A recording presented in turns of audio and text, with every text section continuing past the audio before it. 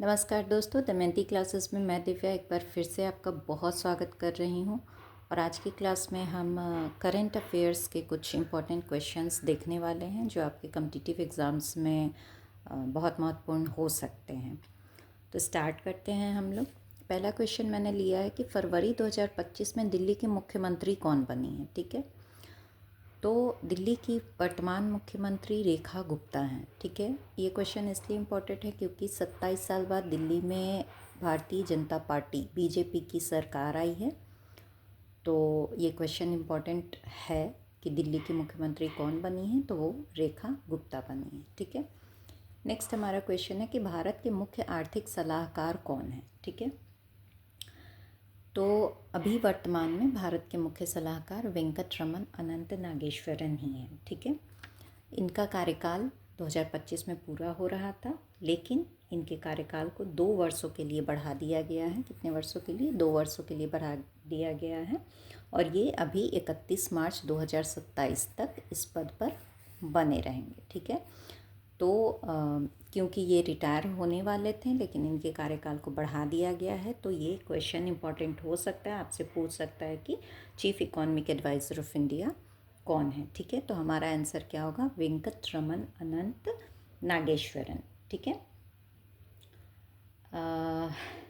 जो हमारे chief economic adviser होते हैं, ठीक है, ये आर्थिक मामलों में तो सलाह देते ही हैं, लेकिन सलाह देने के साथ साथ जो इनका मेन वर्क होता है, ठीक है, वो जब केंद्रीय बजट पेश किया जाता है, ठीक है, तो उसके पहले भारत का आर्थिक सर्वेक्षण जो है वो कराने की जिम्मेदारी हमारे मुख्य आर्थिक सलाहकार की होती है। ठीक है, तो वर्तमान में मुख्य आर्थिक सलाहकार कौन है? वेंकट रमन अनंत नागेश्वरन।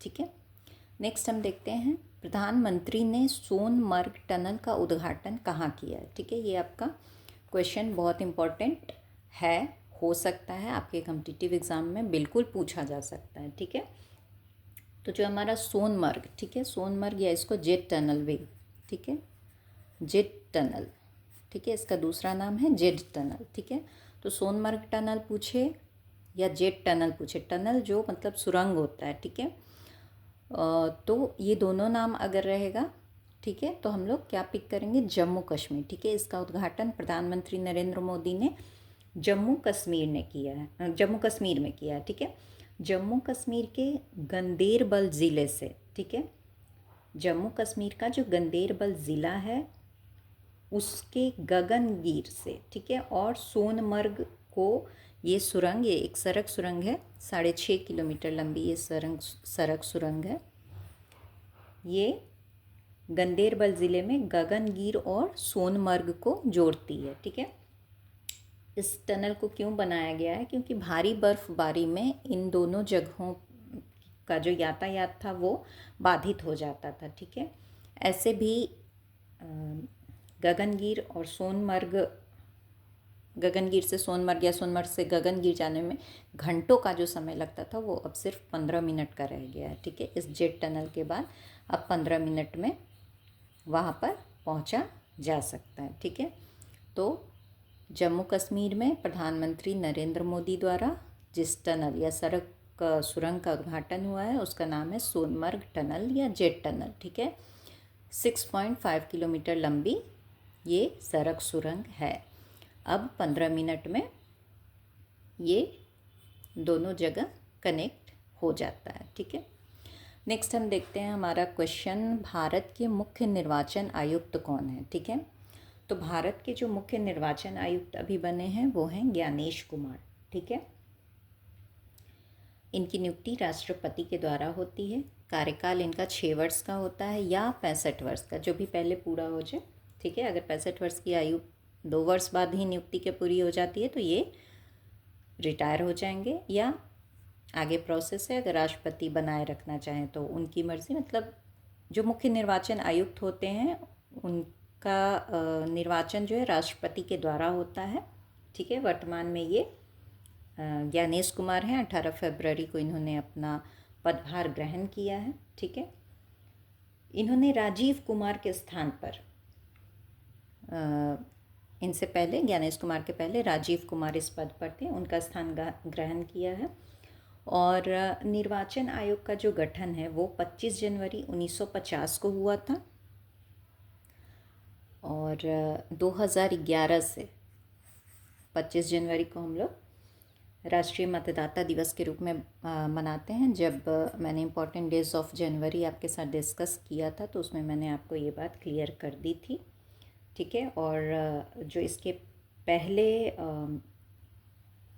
आयुक्त थे, निर्वाचन आयुक्त पहले थे, वो थे सुकुमार सेन। सुकुमार सेन।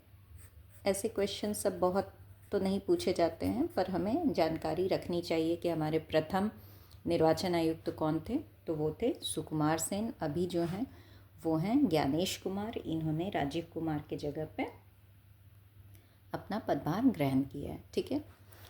नेक्स्ट हमारा क्वेश्चन है, वर्तमान में सेबी के चेयरमैन कौन है, ठीक है।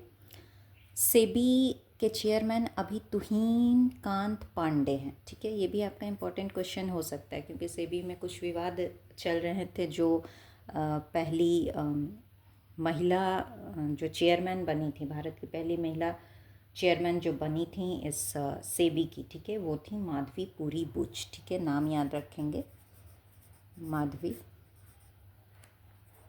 पुरी बुच, ठीक है। आगे भविष्य में ये भी क्वेश्चन हो सकता है कि सेबी की पहली महिला चेयरमैन कौन थी, ठीक है। तो उस हिसाब से भी ये नाम आप याद रखेंगे, माधवी पुरी बुच, ठीक है। वर्तमान में तुहीन कांत पांडे इसके चेयरमैन हैं सेबी के, ठीक है। कभी कभी आपसे सेबी का फुल फॉर्म भी पूछ लेता है, ठीक है, तो ध्यान रखेंगे। सेबी, ठीक है, शेयर मार्केट से रिलेटेड होते हैं, ठीक है। Securities and exchange board of India, ठीक है। सेबी का फुल फॉर्म क्या आप याद रखेंगे, securities exchange board of India, ठीक है। नेक्स्ट हमारा है, हार्ट लैम्प की लेखिका कौन है। ये इम्पॉर्टेंट क्वेश्चन है। क्यों इम्पॉर्टेंट है, क्योंकि बुकर पुरस्कार के लिए 2025 में, ठीक है, हार्ट लैम्प जो बुक है, ठीक है, ये लंबी सूची में, ठीक है, नामांकित हुआ है अंतर्राष्ट्रीय बुकर पुरस्कार के लिए। तो ये बुक इम्पॉर्टेंट है, ठीक है। इसकी लेखिका है बानू मुश्ताक, ठीक है। बानू मुश्ताक कन्नड़ साहित्य में, ठीक है, हार्ट लैम्प जो है ये कन्नड़ साहित्य में, कन्नड़ भाषा में, ठीक है, कन्नड़ भाषा में लिखा है, ठीक है। हार्ट लैम्प का अगर मूल लैंग्वेज आपसे पूछे, ठीक है, तो वो कन्नड़ है, ठीक है। लेखिका इसकी बानू मुश्ताक है, ठीक है। और बानू मुश्ताक कन्नड़ साहित्य की प्रसिद्ध लेखिका, कार्यकर्ता और पेशे से ये वकील हैं, ठीक है। और हार्ट लैम्प लघु कहानियों का, ठीक है, एक संग्रह है, ठीक है। इसका एक क्वेश्चन आपसे ये भी पूछ सकता है कि इसका अंग्रेजी में अनुवाद किसने किया है, ठीक है। तो अंग्रेजी अनुवादक इसकी हैं दीपा भास्थे, ठीक है, दीपा भास्थे, ठीक है। अंग्रेजी में हार्ट लैम्प का जो अनुवाद किया है वो दीपा भास्थे ने किया है, ठीक है। बुकर पुरस्कार, ठीक है, एक बात यहाँ पे हम लोग ऐसे भी जान लेते हैं कि बुकर पुरस्कार जो है, ठीक है, 2005 में स्थापित हुआ था। पहले मान बुकर पुरस्कार इसे ही कहते थे, अब इसे सिर्फ बुकर पुरस्कार के नाम से जाना जाता है। ये जो पुरस्कार है ये हर साल अंग्रेजी में अनुवादित और यूके और आयरलैंड, ठीक है, यूके और आयरलैंड में कहीं भी प्रकाशित किसी एक उपन्यास को दिया जाता है। लैंग्वेज जो है वो इंग्लिश होनी चाहिए, ठीक है। तो बानू मुश्ताक की हार्ट लैम्प जो है वो कन्नड़ लैंग्वेज में है, जिसका अनुवाद इंग्लिश में, ठीक है, ट्रांसलेशन दीपा भास्थे ने किया है और इसका प्रकाशन किया गया है यूके या आयरलैंड से। इसलिए इसको 2025 के बुकर पुरस्कार की लंबी सूची में शामिल किया गया है, ठीक है। तो हार्ट लैम्प बानू मुश्ताक बिल्कुल याद रखेंगे। और अगर इंग्लिश ट्रांसलेशन इसका पूछता है किसने किया है, तो वो किया है दीपा भास्थे ने, ठीक है। यहाँ से एक चीज़ हम लोग ऐसे ही जनरल नॉलेज के लिए देख लेते हैं कि 2024 में जो विजेता बुक थी वो थी कैरोस, ठीक है।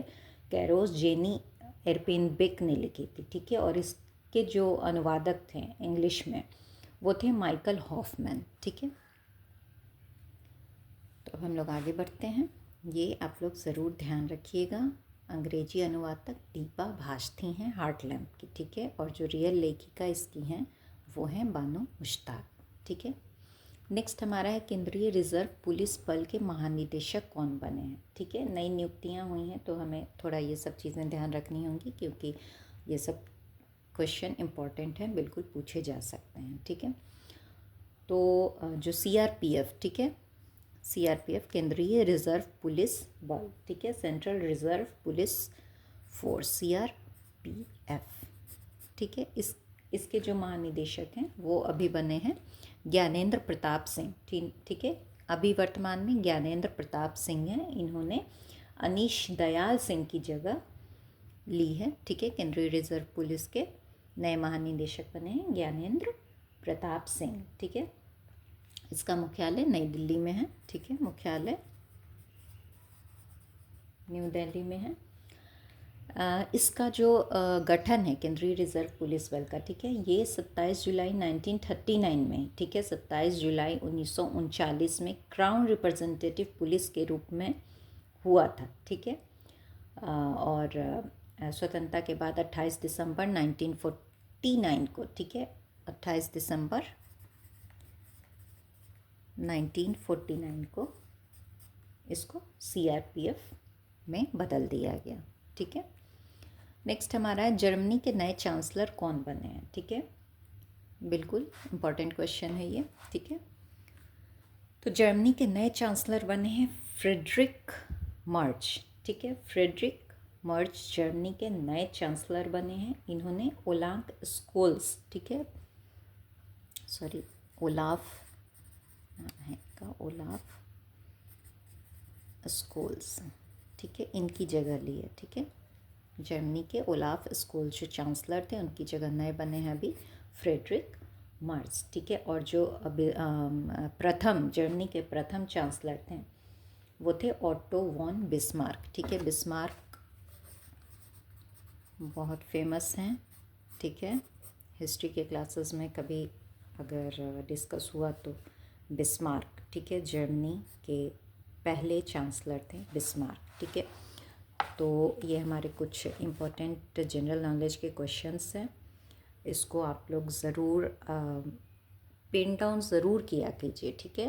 वीडियो देखने से बहुत सारी बातें याद तो रहती हैं, बट आप पेन डाउन अपने पास कर लेते हो ना, और उसको कभी रिवाइज़ करते हो तो वो आपके दिमाग में सेट हो जाती है, ठीक है। तो आप वीडियो को अपने दोस्तों से भी शेयर कीजिए जिन्हें ज़रूरत है, और लाइक शेयर कमेंट ज़रूर कीजिए, ठीक है। Thank you, take care, bye bye.